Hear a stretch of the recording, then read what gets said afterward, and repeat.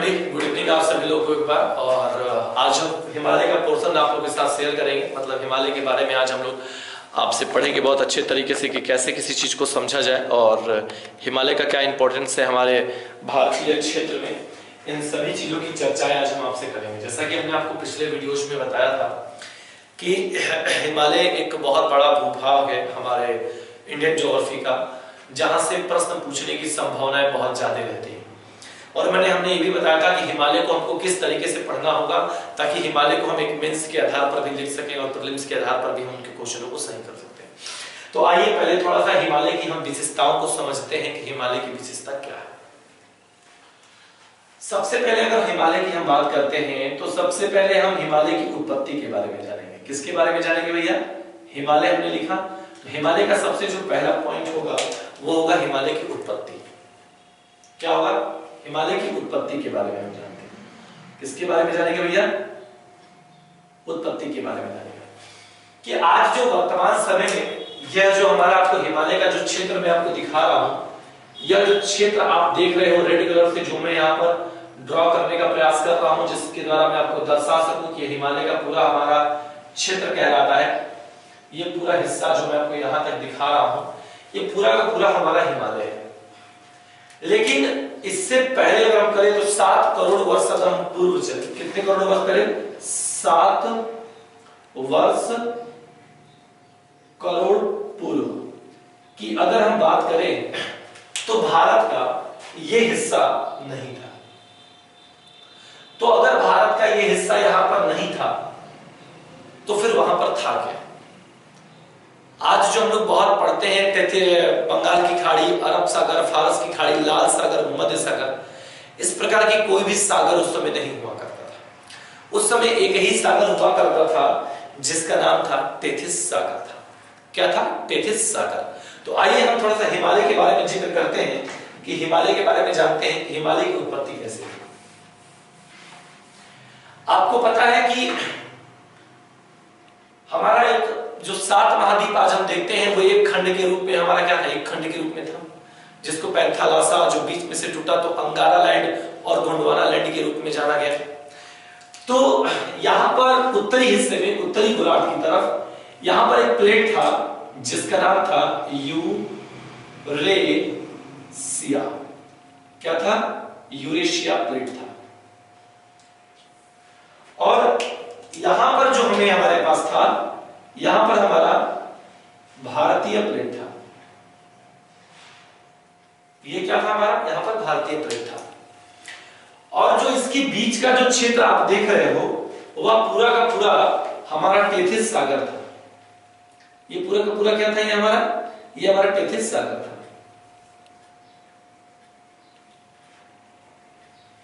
और ये कोबर का सिद्धांत है। कोबर ने हिमालय की उत्पत्ति की बहुत सटीक वर्णन किया है, तो यहां पर हम कोबर के सिद्धांत को फॉलो करते हैं। कोबर ने कहा कि भारतीय प्लेट और यूरेशिया प्लेट की जो नदियां थी वह अपर्धन कर जो उनका मालवा होता था वो सभी की सभी मालवा कहां पर गिराती थी? टेथिस सागर में गिराती थी। कहां गिराती थी? टेथिस सागर में गिराती थी। तो कहता है कोबर का सिद्धांत कि यूरेशिया प्लेट और भारतीय प्लेट के दबाव के कारण या उनके द्वारा टेथिस सागर में गिराए गए मालवाओं के उत्थान के कारण हमारे हिमालय का निर्माण हुआ। किसका निर्माण हुआ? हमारे हिमालय का निर्माण हुआ। अब भारत क्या करता था कि भारत उत्तर की ओर मूव करना शुरू कर दिया। उत्तर की ओर ये क्या करता था? बढ़ता था, क्योंकि इस पर ज्वारीय बल लगता था। तो जैसे जैसे मान लीजिए ये हमारा दिख रहा है, यहाँ पे ये हमारा सागर है, एक तरफ यहां से बल लग रहा है और एक तरफ यहां से बल लग रहा है, और यहां पर मालवाओं का जमा हो रहा है क्योंकि नदियां लगातार इसमें इस सागर में क्या कर रही है? मालवा गिरा रही है। तो अगर इधर यूरेशिया प्लेट है और इधर भारतीय प्लेट है, जब यह दबाव लगाएगा तो इसका जो क्षेत्रफल बड़ा है वो धीरे धीरे छोटा होगा कि नहीं होगा? यानी ये धीरे धीरे छोटा होगा तो ये हमारा मालवा क्या होगा? ऊपर की ओर बढ़ेगा कि नहीं बढ़ेगा? बढ़ेगा। तो जब भारतीय प्लेट यूरेशिया प्लेट की तरफ बढ़ रहा था तो जो सबीच का जो सागरीय क्षेत्र जिसमें मालवा था वह मालवाओं का धीरे धीरे ऊपर की ओर क्या होने लगा? उत्थान होने लगा। और वही जब भारतीय प्लेट हमारे यूरेशिया प्लेट से टकराया, क्या समझेगा? जब भारतीय प्लेट हमारे यूरेशिया प्लेट से जाकर टकरा गया, यहाँ पर ये जाकर ऐसे टकरा गया, तो इन्हीं क्षेत्रों में किसका निर्माण हुआ? हिमालय का निर्माण हुआ। किसका निर्माण हुआ भैया? यहाँ पर देखा जाए तो हिमालय का निर्माण होना शुरू हो गया। और हिमालय का निर्माण एक बार में नहीं हुआ, बल्कि कई चरणों में यहाँ पर हिमालय के निर्माण को देखा गया। तो अगर पूछा जाए कि हिमालय से पूर्व उस स्थान पर किस चीज का विस्तार पाया जाता था या किसका साक्ष्य देखने को मिलता था, तो आप कह सकते हैं कि वर्तमान समय पर जहां पर हमें हिमालय का दृश्य देखने को मिलता है, वहां पर हमें पहले टेथिस सागर का दृश्य देखने को मिलता था। ठीक है, हिमालय की उत्पत्ति कैसे हुई? तो कह सकते हैं कि कोबर के सिद्धांत के अनुसार जब भारतीय प्लेट यूरेशिया प्लेट से टकराया, तो यूरेशिया प्लेट और भारतीय प्लेट के द्वारा मालवाओं का जो हमारे टेथिस सागर में मालवाओं का जो जमा हुआ था, टकराने के कारण बीच के हिस्से का उत्थान हो गया और वो फिर हमारे हिमालय का रूप धारण कर लिया। तो इसी तरीके से हमारे हिमालय का क्या हुआ? हिमालय का निर्माण हो गया। क्या हो गया भैया? हिमालय का हमारा निर्माण हुआ। समझ में आ गया? तो ये तो हमने हिमालय के निर्माण के बारे में जान लिया। लेकिन हिमालय का हमने निर्माण जाना कि हिमालय का निर्माण क्या कैसे हुआ, और हमारे हिमालय का अधिकांश हिस्सा हमारे भारतीय क्षेत्र में देखने को मिलता है। हिमालय का जो अधिकांश हिस्सा है वो हमारे भारतीय क्षेत्र में देखने को मिलता है। ठीक है, अगली बात आते हैं, अगला हम बात पढ़ेंगे। ये समझ में आ गया आपको ना बिल्कुल अच्छे से? देखिए, हर एक चीज को समझिएगा। नहीं हो तो आप व्हाट्सएप करके हमें मैसेज किया करिए कि सर ये चीजें समझ में नहीं आई, या फिर आप हमें व्हाट्सएप कर दिया करिए, या इस क्लास के कमेंट बॉक्स में कमेंट कर दिया करिए। तो ये तो हमने जाना, इसको तो भी और अच्छे से पढ़ाएंगे। जब प्लेट टेक्टोनिक सिद्धांत आपको बताएंगे तो वहां पर इसको हम और अच्छे से आपको डिस्क्राइब करने की कोशिश करेंगे। इसके बाद जब हिमालय की उत्पत्ति हो गई, हिमालय अपने अपने स्थान पर कई कालों में इसका कई कालों में निर्माण हुआ और संपूर्ण रूप से हमारा हिमालय तैयार हो गया। तो जो हिमालय है, हिमालय का विभाजन अब करना शुरू कर दिया गया। क्या किया गया भैया? हिमालय का विभाजन किया गया। क्या किया गया? हिमालय का विभाजन किया गया। तो अगर हिमालय का विभाजन हुआ तो किस आधार पर हिमालय को बांटा गया? तो हिमालय को दो आधार पर बांटा गया। हिमालय को दो आधार पर बांटा गया। एक भौतिक आधार पर बांटा गया, एक किसके आधार पर बांटा गया? एक भौतिक आधार पर बांटा गया, एक प्रादेशिक आधार पर बांटा गया। किसके आधार पर बांटा गया? एक भौतिक आधार पर हिमालय का विभाजन किया गया, और एक किस आधार पर किया गया? एक आपका किया गया प्रादेशिक आधार पर किया गया। इन दोनों आधारों को मानकर हमारे हिमालय का विभाजन कर दिया गया। अब प्रश्न उठता है कि क्यों हिमालय का विभाजन किया गया? ऐसी आवश्यकता क्या पड़ी? तो हिमालय का जो भौतिक परिवर्तन यानी भौगोलिक स्थिति के आधार पर, कैसी भौगोलिक स्थिति? मान लो कि ये हमारा हिमालय क्षेत्र है, मान लीजिए ये हमारा क्या है? हिमालय का क्षेत्र है, और हमें हिमालय के भौगोलिक स्थिति की आधार पर बांटा गया। क्या बांटा गया? तो जैसे जैसे हम नीचे से हिमालय की ऊंचाई को जैसे जैसे हम प्राप्त कर रहे थे, इसके भौगोलिक स्थिति में हमें परिवर्तन देखने को मिलता है। जब हिमालय के हम निचले सिरे पर एकदम कम ऊंचाई पर होते हैं, तो वहां का वायुमंडलीय वातावरण या वहां की वनस्पतियां, वहां के जीव जंतुओं की या लोगों के रहने का रहन सहन बिल्कुल अलग है। जब हिमालय की थोड़ी सी और ऊंचाइयों पर हम जाते हैं तो हमें और कुछ नजारा देखने को मिलता है, थोड़ा सा और ऊपर जाते हैं तो हमें और नजारा देखने को मिलता है। यानी यहाँ पर हमें भौतिक परिवर्तन देखने को मिल रहा था, इसीलिए भौतिक परिवर्तन के आधार पर हमने इसको चार भागों में क्या कर दिया? विभाजित कर दिया। कितने भागों में विभाजित कर दिया? चार भागों में विभाजित कर दिया। तो कह सकते हैं कि हिमालय का विभाजन भौतिक आधार पर उनकी भौगोलिक स्थितियों को देखते हुए या हिमालय में विभिन्नताओं को देखते हुए उनका चार प्रकार से विभाजित कर दिया गया या उनको चार प्रकार से बांट दिया गया। ठीक उसी प्रकार जैसे भौतिक आधार पर बांटा गया, इसी में एक भूगोलवेत्ता का नाम आता है जिसका नाम होता है सिडनी बुलार्ड। क्या होता है भैया? जिसका नाम होता है सिडनी बुलार्ड। सिडनी बुलार्ड एक भूगोलवेत्ता थे जिन्होंने कहा है कि ठीक है, हिमालय का आपने भौगोलिक स्थिति के आधार पर आपको बांटा, ये बात आपकी सही है, लेकिन हिमालय को प्रादेशिक विभाजन भी किया जा सकता है। तो लोगों ने पूछा भैया किस आधार पर? तो कहा कि जो प्रादेशिक विभाजन हम करेंगे वो नदियों के आधार पर करेंगे। किसके आधार पर करेंगे भैया? नदियों के आधार पर करेंगे। किसके आधार पर करेंगे भैया? नदियों के आधार पर हम क्या करेंगे? प्रादेशिक विभाजन करेंगे। तो हिमालय का जो विभाजन किया गया वो प्रादेशिक आधार पर किया गया और भौगोलिक आधार पर किया गया। प्रादेशिक आधार किसको किसको, किन किन नदियों को माना गया, थोड़ा सा हम यहां पर आपके साथ जिक्र करेंगे क्योंकि बहुत इंपॉर्टेंट है। नदियों को, किन किन नदियों को आधार माना गया और बांटा गया? पहला देखा जाए तो सिंधु नदी को आधार माना गया बांटने में, सिंधु नदी आती है। सिंधु के बाद देखा जाए तो कौन सी नदी आती है? सतलज नदी आती है। सतलज के बाद अगर देखा जाए तो कौन सी नदी आती है भैया? काली नदी आती है। काली नदी के बाद अगर देखा जाए तो कौन सी आती है? तीस्ता नदी आती है। और तीस्ता नदी के बाद देखा जाए तो कौन सी नदी आती है भैया? ब्रह्मपुत्र नदी आती है। इन 5 नदियों के आधार पर हिमालय का प्रादेशिक क्या कर दिया गया? विभाजन कर दिया गया। क्योंकि सभी की सभी नदियां हिमालय क्षेत्र से निकलती हैं, तो इन नदियों के क्षेत्र के आधार पर हिमालय का बंटवारा कर दिया गया। तो आप पूछोगे सर भौतिक आधार पर अगर 4 भागों में बांटा गया तो प्रादेशिक आधार पर कितने बांटों में बांटा गया? तो भाई भौतिक आधार पर भी 4 बांटों में बांटा गया है और प्रादेशिक आधार पर भी क्या किया गया है? 4 भागों में बांटा गया। तो हिमालय में भी विविधताएं पाई जाती हैं। हिमालय की ऊंचाइयों में भी जैसे जैसे हम ऊंचाइयों को प्राप्त करते हैं हमें विविधताएं देखने को मिलती हैं। और जब किसी एक ही चीजों में हमें कई परिवर्तन देखने को मिलता है, विविधताएं देखने को मिलती हैं, तो उनका अध्ययन अच्छे से करने के लिए उनको विभाजित कर दिया जाता है। तो इसी तरीके से हिमालय का हमने क्या कर दिया है? 2 भागों में विभाजन भी कर दिया गया है। एक भौतिक आधार पर, प्रादेशिक आधार पर श्रींगली बुराड़ ने इन 5 नदियों के आधार पर हिमालय का क्या कर दिया? विभाजन कर दिया। समझ में आ रहा है कि नहीं आ रहा? आ रहा है? Very good. चलिए इसको नोट कर लीजिए अपने कॉपी पर, इसको नोट कर लीजिए ताकि आपको खाका पता रहेगा। जल्दी नोट करिए, फटाक से लेट मत करिए।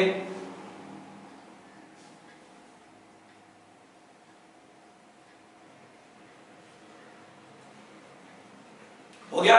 चलिए मिटा दे इसको। Very good. चलिए और एक चीज और बताते हैं, जो हिमालय का निर्माण था वो हिमालय का निर्माण एक ही चरण में नहीं हो गया था, ये बात याद रखिएगा। हिमालय का निर्माण कई कालों में, 4 काल मिलकर पूरे संपूर्ण हिमालय का क्या हुआ? निर्माण हुआ है। तो हिमालय का निर्माण याद रखिएगा एक काल में नहीं हुआ है, बल्कि 4 काल मिलकर एक हिमालय का पूरा संपूर्ण निर्माण कर पाए हैं। तो हमने उत्पत्ति के आधार पर भी थोड़ा सा मैंने आपको चर्चा किया और विभाजन के आधार पर भी मैंने आपको बताने की कोशिश की। अब हम थोड़ा सा देखेंगे कि हिमालय का भारतीय क्षेत्र में विस्तार कितना है। क्या देखेंगे? हम विस्तार देखेंगे।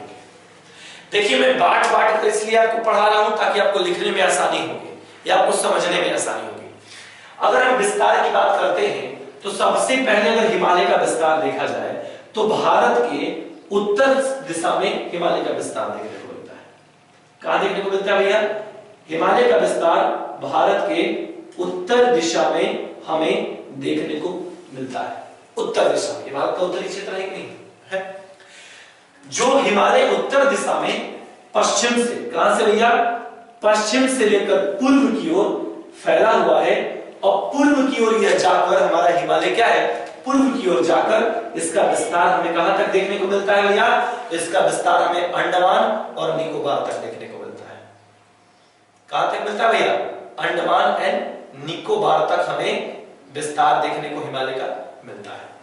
तो हिमालय का अगर हम विस्तार जाने तो हिमालय का विस्तार भारत के उत्तर दिशा में पश्चिम से पूर्व दिशा की ओर फैला हुआ है और यह पूर्व की ओर जाकर फिर यह दक्षिण की ओर मुड़ गया है और दक्षिण की ओर इसका विस्तार अंडमान एंड निकोबार द्वीप समूह तक इसका विस्तार पाया जाता है। समझ में आ रहा? अब यह पश्चिम से पूर्व में करीब यह 2500 किलोमीटर में फैला हुआ है। कितने किलोमीटर में फैला है? 2500 किलोमीटर में फैला हुआ है और 5 लाख वर्ग क्षेत्रफल में क्या है? यह हमारा हिमालय का पूरा विस्तार देखने को मिलता है। बात समझ में आ रही है? क्या सुनिएगा, हिमालय का विस्तार भारत के उत्तर में पश्चिम से पूर्व दिशा की ओर संपूर्ण रूप से फैला हुआ है और हिमालय हमारा पूर्व की ओर जाकर दक्षिण में बंगाल की खाड़ी, अंडमान निकोबार द्वीप तक क्या है? इसका विस्तार हमें देखने को मिलता है। पश्चिम से पूर्व में यह कुल 2500 किलोमीटर में फैला हुआ है और 5 लाख वर्ग किलोमीटर में क्या है? इसकी पूरा क्षेत्रफल हमें देखने को मिलता है। यह पूरे विश्व की, हिमालय जो है यह पूरे विश्व की सबसे लंबी नवीन वलित पर्वत श्रृंखला है। क्या है? नवीन वलित पर्वत श्रृंखला है। क्या भैया? श्रृंखला है। अब पूछोगे कि सर नवीन वलित पर्वत श्रृंखलाएं क्या होती है? नवीन को हम मोड़दार पर्वत भी कहा जाता है। नवीन वलित पर्वत को हम क्या बोलते हैं? मोड़दार पर्वत भी बोला जाता है। मोड़दार का मतलब होता है जब किसी चीज पर दो चीजें बीच का ऐसा, जब कोई चीजें उस पर बल लगाती हैं तो फोल्ड होता है, मुड़ता है, और मुड़कर क्या होता है? ऊपर की तरफ उड़ता है। तो हिमालय का भी उत्थान ऐसे ही कुछ वलन के कारण, मुड़ाव के कारण हुआ है, तो हम उसको मोड़दार पर्वत के नाम से भी जानते हैं। और नवीन वलित पर्वत क्यों कहते हैं? क्योंकि आज भी हिमालय में हमें परिवर्तन देखने को मिलता है। इसीलिए आज यह माना जाता है कि आज भी हिमालय में लगातार परिवर्तन देखने को मिल रहा है। इसीलिए हम नवीन वलित पर्वत श्रृंखला के रूप में भी जानते हैं। समझ गए? तो हम इसको मोड़दार पर्वत या नवीन वलित श्रृंखला पर्वत के नाम से भी जाना जाता है। ये तो हमने बता दिया। दूसरी बात, हिमालय के जो भारतीय क्षेत्र में अगर विस्तार देखा जाए तो कितने भारतीय क्षेत्रों में हिमालय का हमें विस्तार देखने को मिलता है? अगर ये देखें तो हमें सबसे पहले 5 देशों में हमें यहां देखने को मिलता है और 5 देश हमें यहां देखने को मिलता है। यानी कुल अगर विस्तार देखा जाए तो भारत के 10 राज्यों में हिमालय का विस्तार हमें देखने को मिलता है। कौन सर जी जरा हमें बताइए किन किन राज्यों में? तो भैया देखो, ये हमारा जम्मू कश्मीर में हमारा हिमालय का विस्तार देखने को मिलता है कि नहीं मिलता है? हिमाचल प्रदेश में देखने को मिलता है, उत्तराखंड में देखने को मिलता है, सिक्किम में देखने को मिलता है और अरुणाचल प्रदेश में देखने को मिलता है। मुख्य रूप से देखा जाए, मुख्य रूप से अगर देखा जाए तो हिमालय का भारतीय विस्तार कितना है? 5 है। लेकिन हिमालय दक्षिण की ओर जाकर वह पूर्व की ओर जाकर वह दक्षिण की ओर मुड़ गया है। तो जब दक्षिण की ओर मुड़ा और इन पूर्वोत्तर राज्यों में उसका विस्तार पाया जाता है तो हमें उसको भी काउंट करना पड़ेगा। तो जैसे देखा जाए असम में इसका विस्तार देखने को मिलता है, नागालैंड में देखने को मिलता है, मणिपुर में देखने को मिलता है, मिजोरम में देखने को मिलता है और त्रिपुरा में देखने को मिलता है। तो 5 राज्य ये और 5 राज्य ये, इन 10 राज्यों में हमारे हिमालय का विस्तार देखने को हमको क्या होता है? मिलता है। आप कहोगे सर इधर के पूर्वोत्तर भारत में 5 राज्यों को बताया, आपने मेघालय को छोड़ दिया, तो जानबूझकर छोड़ा गया है। क्यों? क्योंकि मेघालय में हिमालय का विस्तार नहीं माना जाता है। हिमालय का विस्तार मेघालय में नहीं होता है। क्या रीजन है? वो जब हम हिमालय का बंटवारा करेंगे तो आपको वहां पर हम पढ़ाने की कोशिश करेंगे। ठीक है? तो यहां पर इन चीजों को हमें ध्यान से भी देखना पड़ेगा। दूसरी तीसरी बात क्या है कि हिमालय एक तलवारनुमा आकृति का है। क्या भैया? तलवारनुमा आकृति का है, जिसका अगर चीन की तरफ से देखा जाए, अगर हम चीन की तरफ से अगर इसको देखते हैं तो यह गहरा नुमा दिखाई देता है, लेकिन जब हम भारत की तरफ से हिमालय को देखता है तो भारत एक उभरा हुआ दिखाई देता है। हिमालय क्या है? हिमालय एक तलवारनुमा आकृति के रूप में फैला हुआ है। जब हम चीन की तरफ से देखते हैं तो एक गहरा हमें हिमालय का दृश्य देखने को मिलता है। जब हम भारत की तरफ से देखते हैं तो एक उभरा हुआ हमें हिमालय को देखने को मिलता है। यानी चीन की तरफ से या हिमालय का उत्तरी हिस्सा देखा जाए तो गहरा है और इसका दक्षिणी हिस्सा देखा जाए तो उभरा हुआ है। जैसे कि अवतल और उत्तल भाग हम पढ़ते हैं, ठीक उसी प्रकार से हिमालय भी क्या है? उस चीज को फॉलो करता है। तो हमने यहां पर आपको विस्तार के बारे में बताया कि अगर पूछे कि हिमालय का विस्तार को समझाइए तो आप इन चीजों को विस्तार को समझा सकते हैं। अब थोड़ा सा विस्तार के साथ ही साथ हम थोड़ा सा इसके महत्व पर भी चर्चा कर लेते हैं कि भैया हिमालय की उत्पत्ति होने से भारत को क्या लाभ है। हिमालय एक भारत का एक प्राकृतिक सीमा के रूप में खड़ा हुआ है। पहली बात, हिमालय भारत और चीन के बीच एक प्राकृतिक सीमा का निर्धारण करता है, एक प्राकृतिक सीमा बनाता है। दूसरी बात, जो रूस से जो चलने वाली हवाएं हैं, जो ठंडी हवाएं हैं, उनको हिमालय रोक देता है, जिससे हमारे भारत के इन क्षेत्रों को छोड़कर अन्य क्षेत्रों में ठंडा शीतोष्ण का मौसम नहीं पाया जाता है। तो हिमालय आने वाली बहुत ठंडी हवाओं को भी क्या करता है, रोकने का कार्य करता है। अगर हिमालय नहीं होता तो हमारा पूरा का पूरा भारत क्या होता है, एकदम पूरे वर्ष ठंड से कपकपाते रहता, स्वेटर पहनना पड़ जाता। इसलिए हिमालय आने वाले रूस से ठंडी हवाओं को रोकने का कार्य करता है, उनको रोकता है। दूसरी बात, जो रूस से आने वाली, जो इन क्षेत्रों से जो आने वाली मानसून है, क्या है, जो मानसून है, हिमालय क्या करता है, उन मानसूनों को बोलता है कि भाई यहां रुको और यहां वर्षा कराओ। क्यों? क्योंकि हिमालय में पाई जाने वाली ऊंची ऊंची चोटियां उन मानसूनों से, वो मानसून ऊंची ऊंची हिमालय की चोटियों से टकराती है और टकराकर वहां पर क्या कराती है, वर्षा कराती है। अगर हिमालय नहीं होता तो इन क्षेत्रों में वर्षा भी नहीं होती। तो तीसरा लाभ हमने क्या जाना, हिमालय के होने के कारण हिमालय रूस से आने वाली मानसूनों को रोककर इन क्षेत्रों में, भारतीय क्षेत्रों में क्या कराती है, वर्षा भी कराती है। तो ये एक आपके लिए और महत्वपूर्ण हो गया। ठीक है, इस चीज को भी अपने माइंड में बैठा लीजिएगा, इसका महत्व क्या होता है। समझ रहे ना भाई, बहुत अच्छे से समझाने की हर एक चीज को तोड़ के मैं कोशिश कर रहा हूं और उम्मीद करता हूं कि आपको बेहतर तरीके से हम आपको समझा पाए, ताकि आप अपने एग्जाम में बेहतर कर पाए। ये हमने आपको समझा दिया। अब पूछा जाता है एक क्वेश्चन कि अंडमान निकोबार द्वीप समूह किसका हिस्सा है, तो भूलिएगा नहीं, अंडमान निकोबार द्वीप समूह हमारे हिमालय का ही हिस्सा है, हिमालय का ही डूबा हुआ भाग है अंडमान निकोबार द्वीप समूह। और मेंस में लिखने के लिए आपको टेक्निक की आवश्यकता है। अगर बोला गया कि हिमालय के विस्तार को समझाइए, तो ये आपके पास होना चाहिए कि अगर आप हिमालय को समझा रहे हैं बहुत अच्छे तरीके से, तो थोड़ा सा हिमालय का आपको फिगर भी दर्शाना पड़ेगा कि हाँ, भारत के इन क्षेत्रों में हिमालय का विस्तार पाया जाता है।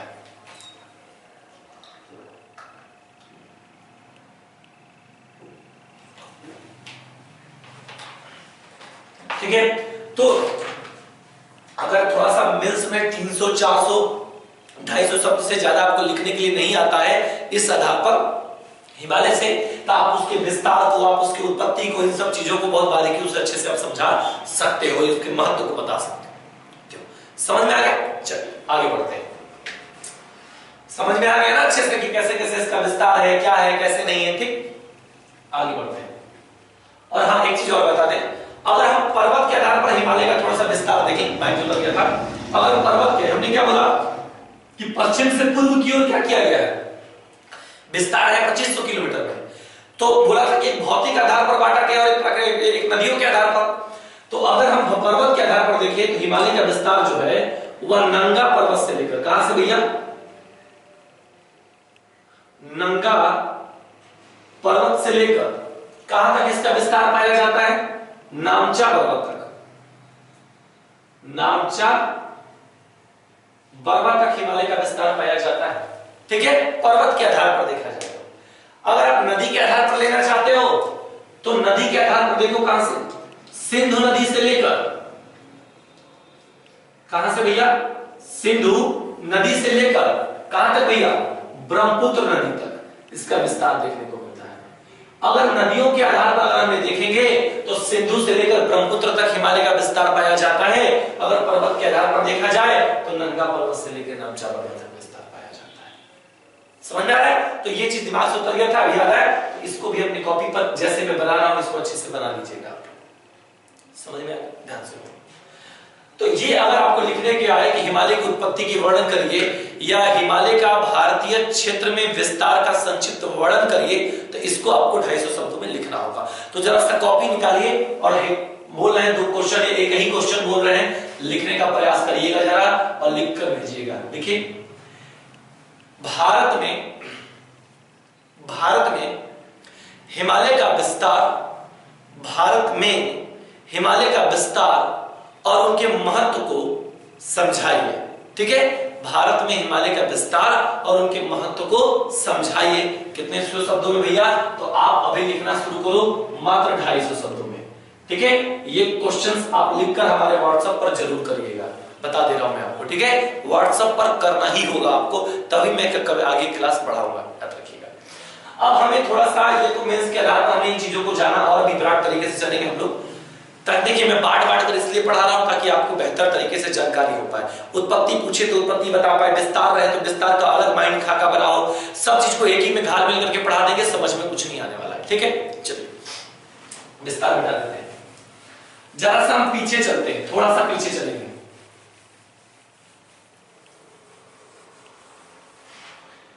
पीछे में हमने आपको बताया था विभाजन, एक नाम लिया था, हिमालय का विभाजन बताया था। और हमने हिमालय के विभाजन के दो भागों में बांटा था। एक बांटा था भौतिक भूगोल, भौतिक आधार पर, भौगोलिक स्थिति के आधार पर हमने हिमालय को बांटा था। कितने भागों में बांटा था भैया? 4 भागों में बांटा था।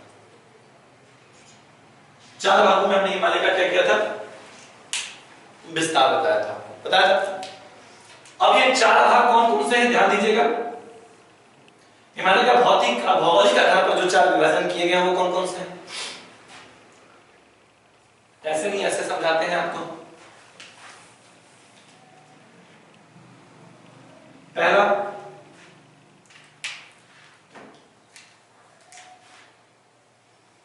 दूसरा,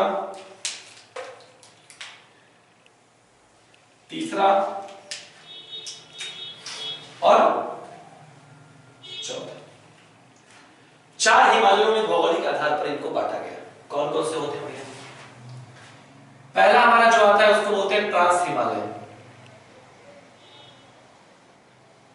ट्रांस हिमालय बोला जाता है। दूसरा जो आता है उसको बोलते हैं हम क्या? बृहद हिमालय। तीसरा जो आता है उसको हम क्या बोलते हैं? मध्य हिमालय। चौथा जो आता है उसको हम क्या बोलते हैं? शिवालिक हिमालय बोलते हैं। क्या बोलते हैं? शिवालिक हिमालय बोलते हैं। लेकिन अगर हम पढ़ते हैं कि हिमालय का विभाजन कितने रूप में हुआ है तो 4 रूप में बोलते हैं। लेकिन एग्जैक्ट अगर तथ्य के रूप में देखा जाए तो हिमालय का विभाजन मात्र 3 ही भागों में किया गया है। हिमालय का विभाजन मात्र 3 ही भागों में किया गया है। 3 भागों में कौन कौन से आते हैं भैया? एक आपका आता है बृहद हिमालय, एक आता है मध्य हिमालय और एक आता है शिवालिक हिमालय। इन्हीं 3 हिमालयों का मुख्य रूप से उत्थान हुआ। यही 3 हिमालय उत्थान के रूप में जाने जाते हैं। कहोगे सर तब ये क्या मतलब हुआ? 3 बता रहे, कभी 4 बता रहे हैं। इन हिमालयों से पहले ट्रांस हिमालय का निर्माण यूरेशिया प्लेट वाले क्षेत्रों में हो चुका था। इन तीनों हिमालयों की अपेक्षा ट्रांस हिमालय का विस्तार या ट्रांस हिमालय की उत्पत्ति यूरेशिया प्लेट वाले क्षेत्रों में पहले से ही हो चुका था। जब भारतीय प्लेट इससे टकराया तो और भी 3 हिमालयों का निर्माण होने के साथ साथ ट्रांस हिमालय का भी हिस्सा हमारे भारत के जम्मू कश्मीर राज्य में देखने को मिलता है, या हमारे उसके अंतर्गत हमारा भी क्षेत्र आना शुरू हो गया। समझ गए? तो एक चीज तो अपने दिमाग में रख लीजिएगा कि अगर हिमालय का मुख्य रूप से विभाजन देखा जाए भौगोलिक आधार पर तो 3 ही हिमालयों का किया गया है। चौथा क्यों? क्योंकि ट्रांस हिमालय का हिमालय इससे पूर्व हो चुका था, लेकिन भारतीय प्लेट के रशिया प्लेट के अंदर खिसकने के कारण, जाने के कारण वह हिमालय भी हमारे भारतीय क्षेत्र से क्या होने लगा? संपर्कित होने लगा। इसीलिए हम चारों हिमालय को एक साथ पढ़ते हैं। समझ में आ गया? उन चारों हिमालयों को हम आपको एक जगह दर्शाना चाहते हैं। कहां पर? देखिए, सबसे ये जो हिमालय होगा ये हमारा ट्रांस हिमालय कहलाता है। ट्रांस हिमालय। ट्रांस हिमालय के बाद जो अगला हिमालय आता है वो हमारा होता है बृहद हिमालय। बृहद हिमालय के बाद जो अगला आता है वो हमारा कहलाता है मध्य हिमालय।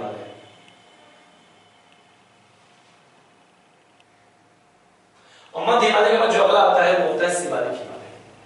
तो इस तरीके से भारतीय क्षेत्र में हिमालय का विभाजन हमें देखने को मिलता है इस आधार पर, जिनमें से इन तीनों हिमालयों का सर्वाधिक विस्तार हमारे भारतीय क्षेत्र में देखने को मिलता है, लेकिन ट्रांस हिमालय का सिर्फ और सिर्फ भारतीय राज्य के जम्मू कश्मीर में विस्तार देखने को मिलता है और कहीं नहीं देखने को मिलता है। समझ गए? तो इसीलिए पूछा जाता है प्रश्न कि चारों हिमालयों में से ऐसा कौन सा हिमालय है जिसके भारतीय भूभाग के क्षेत्र में सबसे कम विस्तार देखने को मिलता है? तो ट्रांस हिमालय। कहां पर? तो जम्मू एंड कश्मीर में देखने को मिलता है। समझ में आ गया? तो ये हमारा एक तरीके से क्या रहा हिमालय, जो मैंने आपको यहाँ पर दर्शाने की कोशिश की।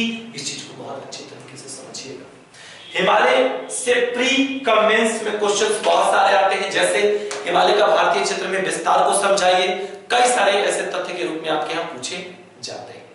समझ में आया? तो जो क्वेश्चन मैंने आपको दिया, हिमालय का विस्तार और उनके महत्व को समझाइए 250 शब्दों में, ये प्रश्न, इस प्रश्न का उत्तर लिखकर आप हमें व्हाट्सएप जरूर करिएगा। आज की क्लास आपको कैसी लगी, समझ में आया कि नहीं आया, इसकी भी हमें जानकारी जरूर दीजिएगा। ठीक है, thank you very much and जय हिंद।